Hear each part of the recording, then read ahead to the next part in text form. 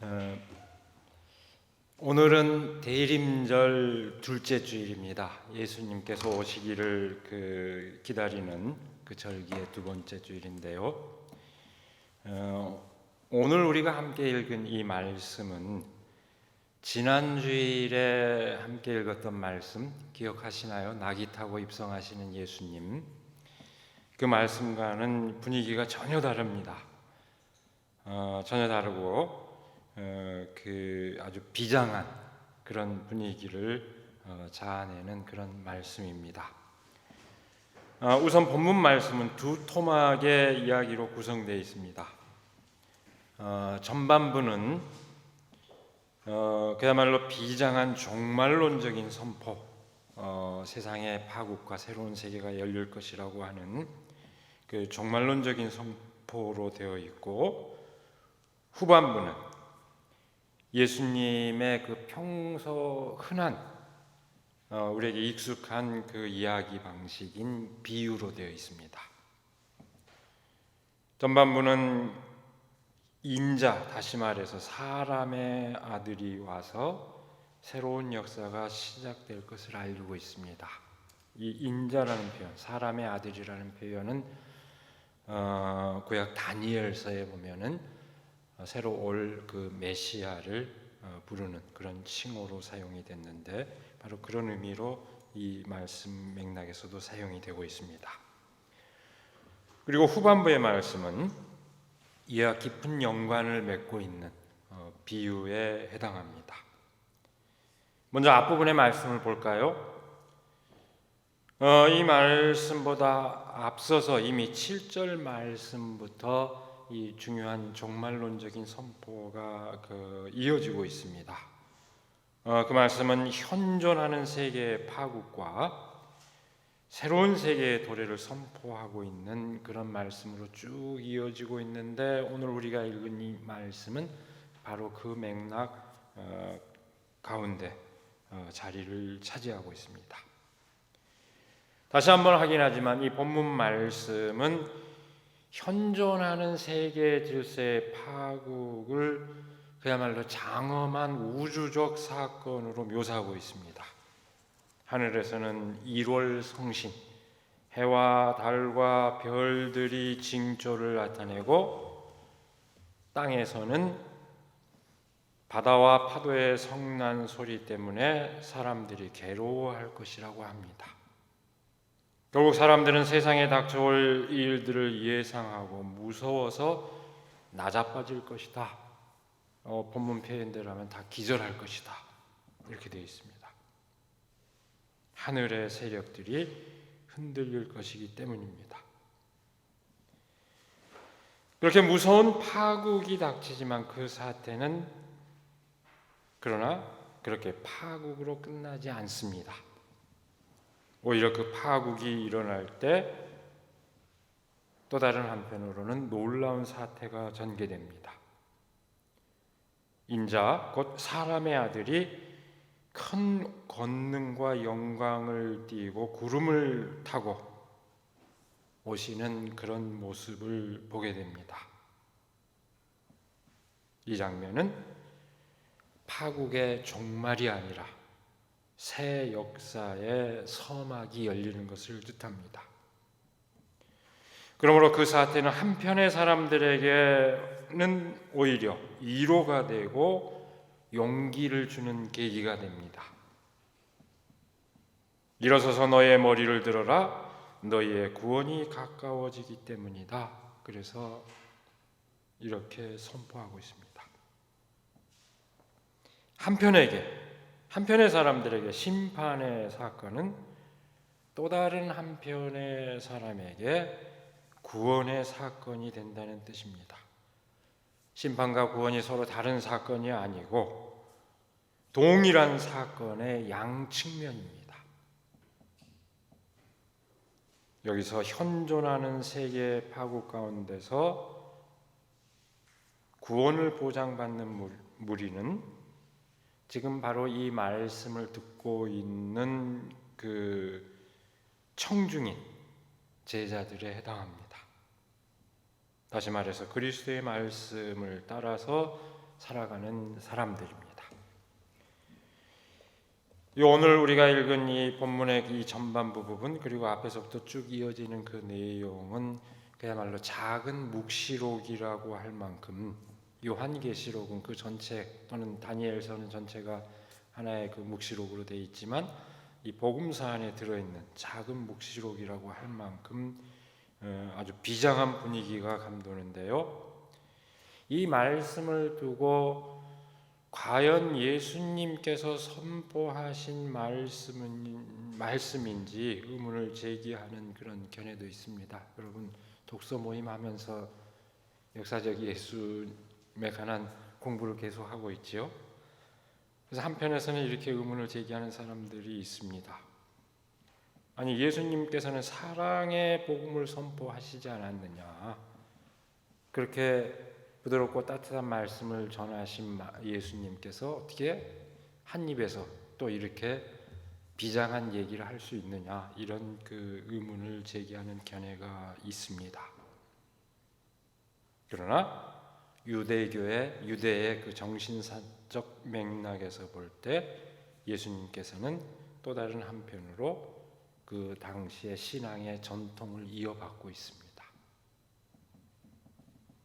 그야말로 예수님 시대 그 앞뒤로 몇 세기에 걸쳐서 아주 중요한 정신적인 기조를 이룬 이른바 종말론적인 세계관, 이 세계가 그야말로 현존하는 세계가 금방 끝이 나고 새로운 세계가 열릴 것이다, 아주 극단적으로 두 질서를 대비하는 그 종말론적인 세계관이 몇 세기 동안 중요한 정신적인 그 기조를 형성하고 있었는데 예수님께서도 그 정신사의 한 가운데 계셨고 그것을 공유하고 계셨다는 얘기입니다.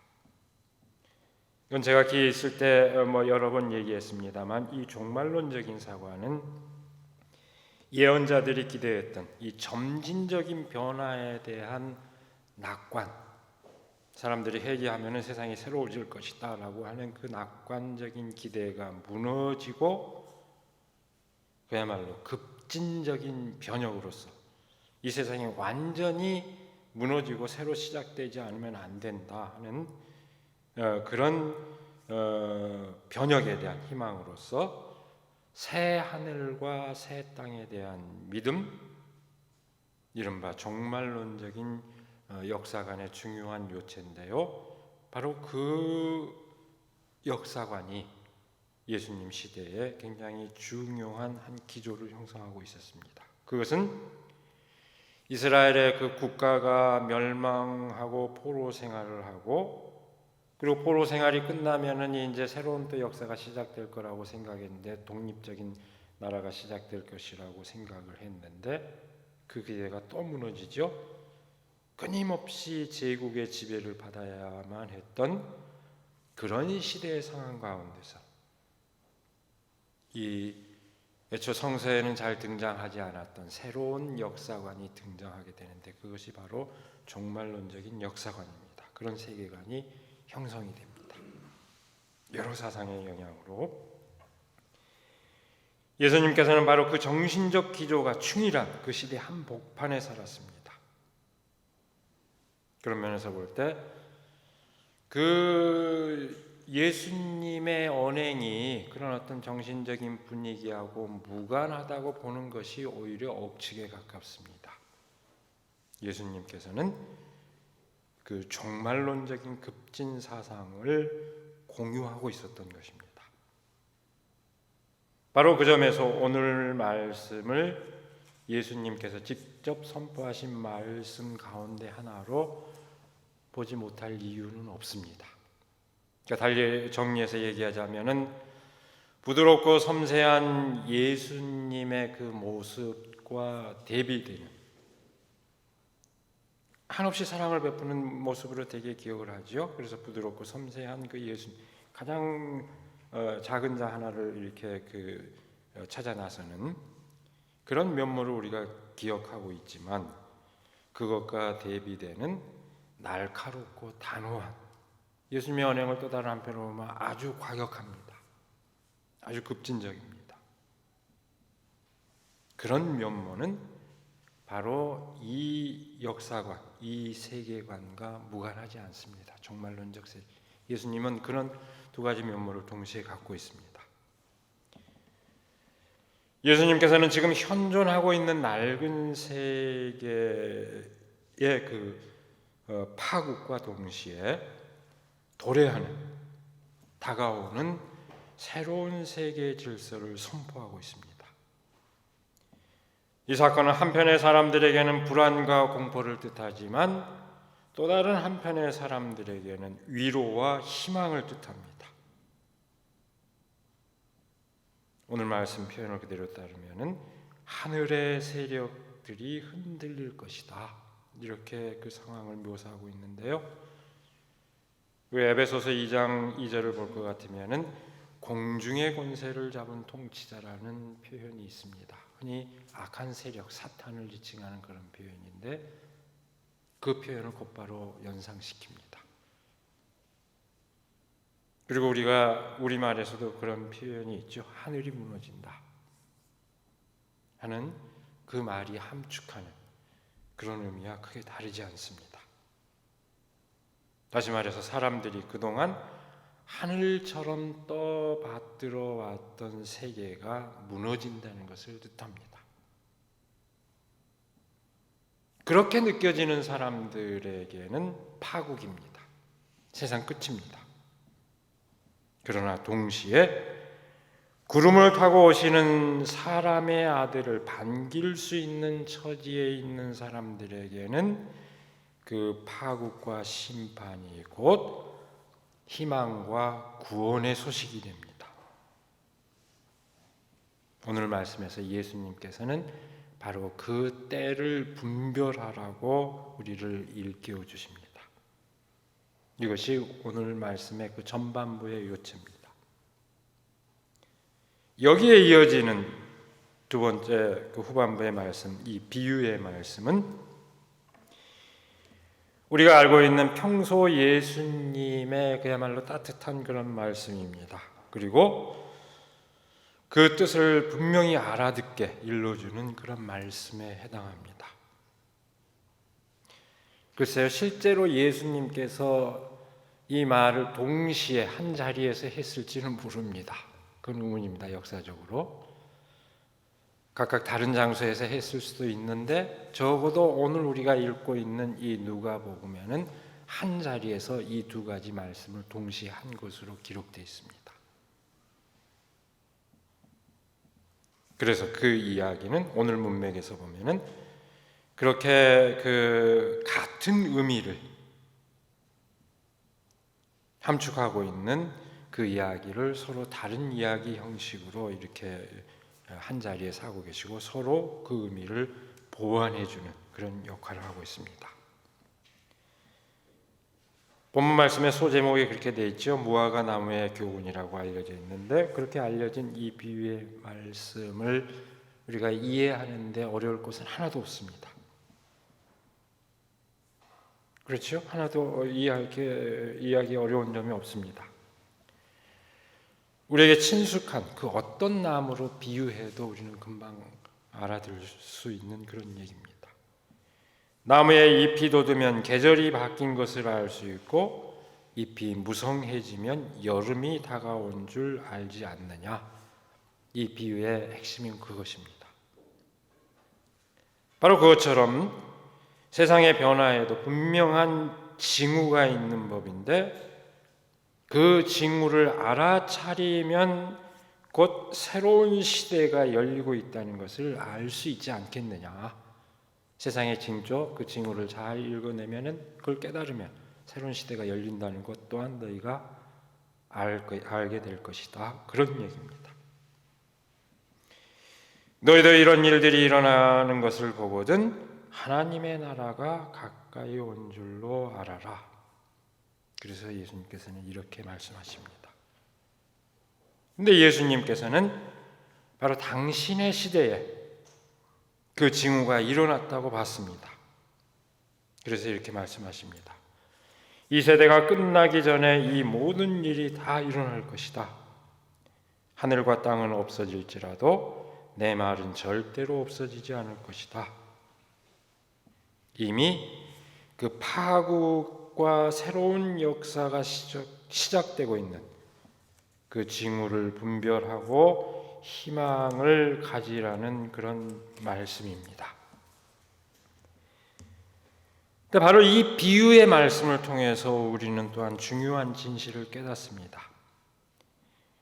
앞서 말한 그 전반부의 종말론적인 선포에서는 현존하는 세계 질서와 새롭게 도래하는 그 세계 질서 사이에 어떤 질적인 단절을 강조하고 있다면, 전혀 다른 세계다 하는 것을 강조하고 있다면, 이 비유의 말씀, 후반부 비유의 말씀에서는 그 질적인 전환이 어떤 초자연적 사건의 형태로 나타나는 것이 아니다. 갑자기 나타나는 것이 아니다. 마치 우리가 보고 있는 나뭇잎의 성장을 보고 깨닫는 것과 같다 하는 것을 일깨워줍니다.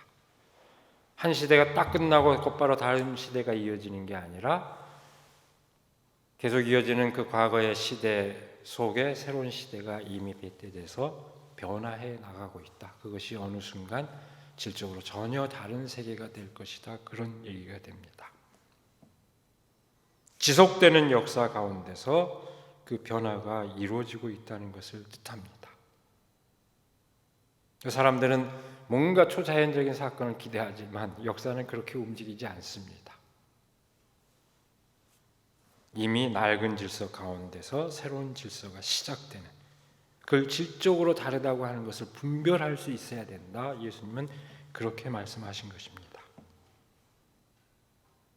그래서 그것은 그야말로 깨어있는 사람이라야 그 변화를 알아차릴 수 있습니다. 뒤섞여 있는 그 현실 가운데서 우리가 미처 읽지 않았습니다마는 이어지는 그 말씀, 특별히 34절 이하의 말씀을 보면 깨어있으라 하는 것을 강조하고 있습니다.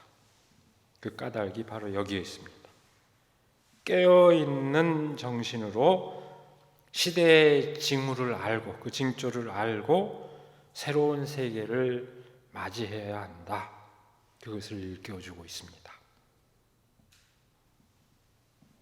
여러분, 이 오늘 본문 말씀을 통해서 일깨워주신 이 진실은 여전히 오늘 우리들에게도 해당합니다. 오늘 우리는 특별히 코로나19 위기를 겪으며 지난 1년 동안 이제 거의 1년이 다 돼갑니다만 끊임없이 그 의미를 우리가 되새기고 있습니다만 그야말로 끊임없이 시대의 징후를 파악하고 그 의미를 계속해서 곱씹지 않을 수 없습니다. 우선 당장 낯선 경험에서 오는 불편한 생활에서 빨리 벗어나고 싶지만 우리 예배도 이렇게가 아니라 한 자리에 다 같이 모여서 빨리 예배 드리기를 기대하지만 그 기대만 갖고 그렇다면 새로운 세계를 맞이할 수 없을 것입니다.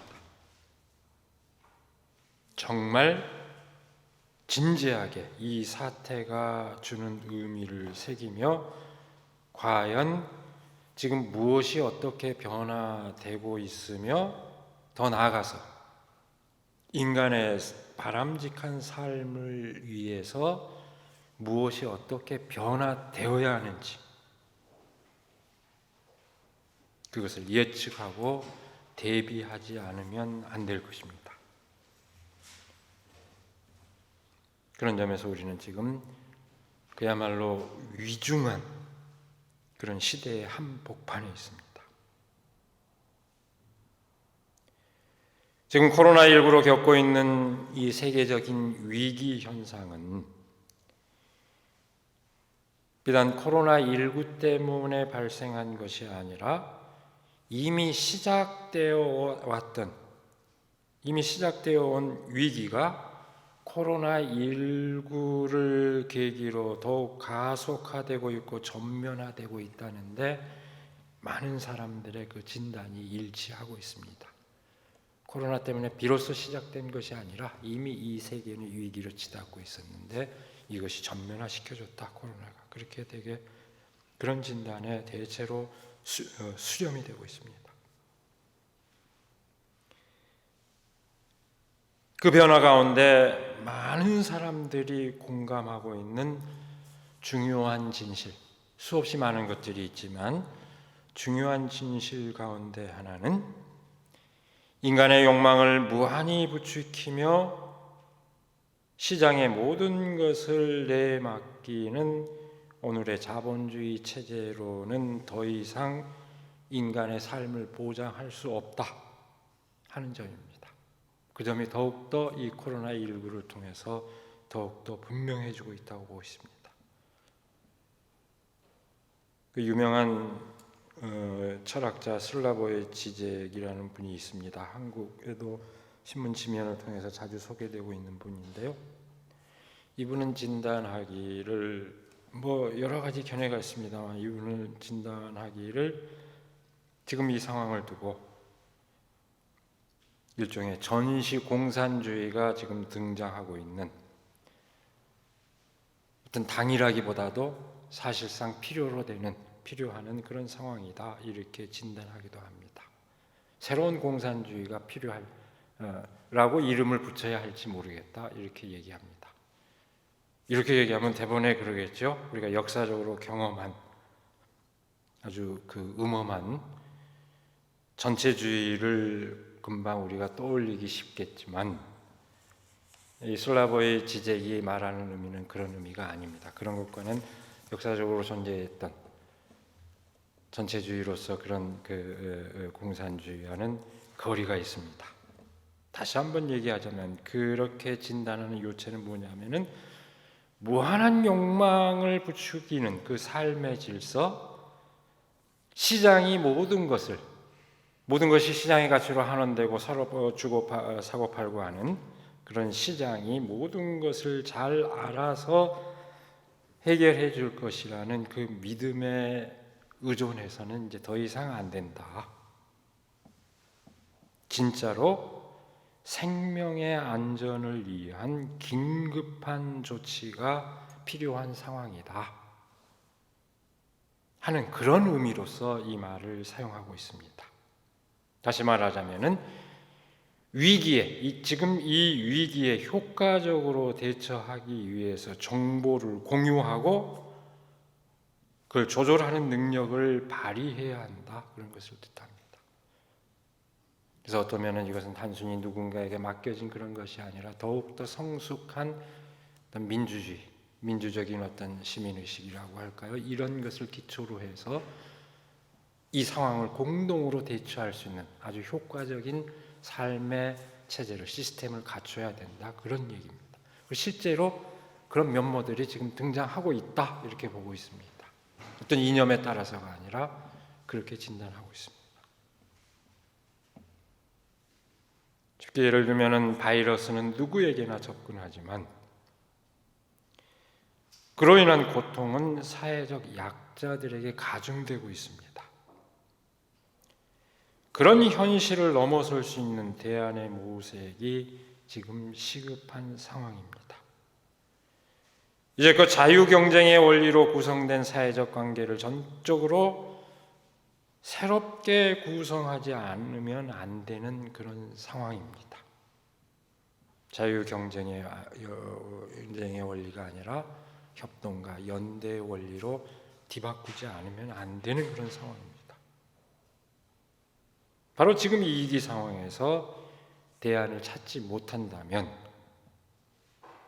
인류는 그야말로 나락으로 떨어질 수밖에 없는 그만큼 심각한 지금 위기 상황에 우리가 처해 있다. 그렇게 우리는 이 위기 상황을 인식할 수 있습니다. 그렇다면 교회는 어떨까요? 현재 코로나19 위기에 직면한 교회의 위기 역시 저는 마찬가지라고 생각합니다. 어떻습니까? 이미 오래전부터 한국 교회의 위기에 대해서는 수없이 많은 사람들이 지적해왔고 우리 역시 한국 교회 문제가 심각하다는 것을 우리가 다 잘 알고 있습니다. 여기에 더하여 코로나19가 아니었더라도 한국 교회 문제가 심각하다는 것을 잘 알고 있었는데 바로 여기에 더하여 코로나19는 한국 교회의 그 민낯을 적나라하게 드러내 주었습니다. 교인이 줄어들 것만을 염려하며 자기 이해에 민감한 태도로만 일관한다면 많은 교회들이 그렇게 또 하고 있죠. 그런 태도로만 일관한다면 그렇지 않아도 이미 사회적 신뢰가 바닥을 치고 있는 현실에 더해서 제가 너무 심하게 얘기하는 걸까요? 교회 자체가 사라질 위기에 처할지도 모릅니다. 그렇게만 나간다면. 저는 조금 부연하자면은 지금과 같은 위기 상황에서 보수적인 교회들이 자기 이해에 민감한 그런 태도로 일관한다면 결국은 사회적 신뢰를 완전히 잃게 되어서 교회가 점점 소멸할 겁니다. 그럼 소위 말하는 진보적인 교회는 안전할까? 그렇지 않다고 생각합니다. 구심력이 약화되고 헌신성이 낮아지면서 실제로 영향력이 점점 감소해가지 않을까? 이대로 간다면 지난주에 말씀 나누면서 얘기했던가요? 초기 그리스도교 시대에는 이 전염병이 로마사회에 창궐했던 전염병이 그리스도 교회에 영향력을 확산시키는 중대한 계기가 됐습니다. 오히려 그러나 만일 오늘날 이 사태가 장기화된다면 이대로 내버려 둘 것 같으면 제가 보기에는 교회의 영향력이 현저하게 쇠락할 수밖에 없는 그런 상황이 될 거라고 봅니다. 저는 그렇게 심각하게 사실은 이 상황을 진단하고 있습니다. 바로 그런 현실에서 정말 절박한 심정으로 우리는 교회의 존재 의의를 다시 묻고 대안을 모색하지 않으면 안 됩니다. 요즘 어떻게 됩니까? 그저 잘한다는 교회가 우리도 비교적 모범적으로 잘 지키고 있죠. 방역 수칙을 정부가 내려주는 방역 수칙을 잘 지키는 교회가 좋은 교회다, 잘하는 교회다. 그 정도에 그쳐서야 되겠습니까? 교회가 어떤 적극적인 자기 존재의를 드러내기보다는 정부가 내려주는 지침을 지키는 것, 그것으로 고작 교회가 몫을 다하고 있다. 이래서는 교회 존재의가 차라리 행정관청에 모든 걸 맡기는 게 낫습니다. 그래서 거기에 그쳐서야 되겠습니까? 우리의 믿음이 소중하고 그것을 지키고자 하는 우리의 노력이 헛되이 되지 않게 하려면 우리는 그야말로 깨어 있어서 지금 무엇을 해야 할 것인가 그 길을 찾지 않으면 안 됩니다. 많은 얘기를 할 수 있습니다만 줄여서 그 요체를 얘기하자면 교회의 현실적인 존재 요건이자 동시에 교회가 끊임없이 지향하는 그 이상에 해당하는 공동체성을 어떻게 구현할 수 있을지, 그리고 나아가서 우리 안에서만이 아니고 그것을 세상 안에 어떻게 구현할 수 있을지 우리는 함께 그 길을 찾아야 할 것입니다. 비대면에서 대면으로 전환되기를 바라는 것만으로 충분하지 않습니다. 비대면의 환경 가운데서도 안팎으로 공동체의 유대를 강화할 수 있는 길을 찾는 것이 그 해답의 어떤 방향이 될 것입니다. 그래서 우리가 비대면을 한국적인 그 신조어로서 언택트, UN을 붙여서 언택트라고 이렇게 표현을 하기도 합니다만, 거꾸로 더 적극적인 의미로 온택트라는 말을 쓰기도 합니다. ON 이렇게 붙여서. 그러니까 비대면이 아니고 온라인상으로 대면하고 있다, 접촉하고 있다, 그런 의미로 사용하기도 합니다. 이런 환경 속에서 우리가 사람들 간의 유대를 어떻게 강화할 것인가, 공동체성을, 교회의 공동체성을 어떻게 구현할 것인가, 지금 그 방향에서 우리가 구체적인 방법을 더불어 고민해야 할 것입니다. 바로 지금 우리에게 던져져 있는 숙제입니다. 이 말씀을 줄입니다. 다시 한번 강조합니다마는 우리는 지금 세계사적으로 보나 교회사적으로 보나 격변의 시대를 살고 있습니다.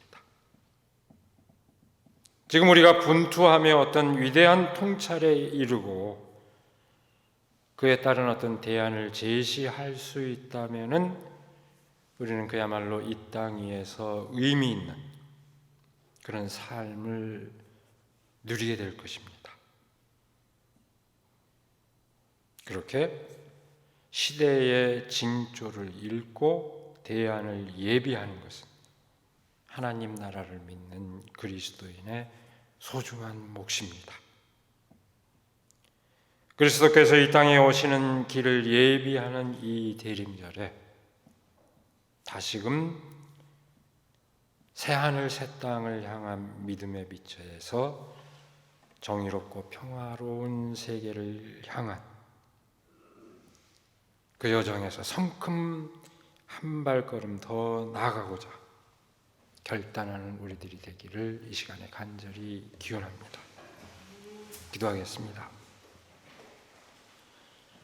오늘도 저희를 불러주셔서 서로 흩어져 있지만 또 한 마음으로 하나님께 예배를 드리고 말씀의 의미를 되새기며 새로운 삶의 결단을 하게 하여 주신 그 은혜를 감사드립니다. 오늘 우리가 단순히 시간이 지나고 지나쳐버릴 그런 사태가 아니라 정말로 이 세상이 변화해 나가고 있는 위중한 변화의 한복판에 있다는 것을 우리가 깨닫게 하여 주시고 정말로 새 하늘 새 땅을 믿는 하나님 나라를 믿는 그 믿음의 빛에서 더불어 새로운 세계를 준비하고 그 새로운 세계에서의 그 구원을 누릴 수 있도록 하나님 함께하여 주시옵소서. 우리가 이 시대의 징조를 분명히 읽을 수 있도록 늘 깨어있게 하시고 그 깨어있는 정신으로 누구보다 앞서서 새로운 세계를 예비할 수 있도록 맞이할 수 있도록 하나님 함께하여 주시옵소서. 주께서 오시는 그 길을 예비하는 그것이 다른 것이 아니요 바로 그와 같이 새로운 세계를 예비하는 그 마음으로 함께하는 것임을 깨닫고 특별히 이 대림절 절기에 그 각오와 결단을 다질 수 있도록 저희를 인도하여 주시옵소서. 우리 주 예수 그리스도의 이름으로 기도드리옵나이다. 아멘.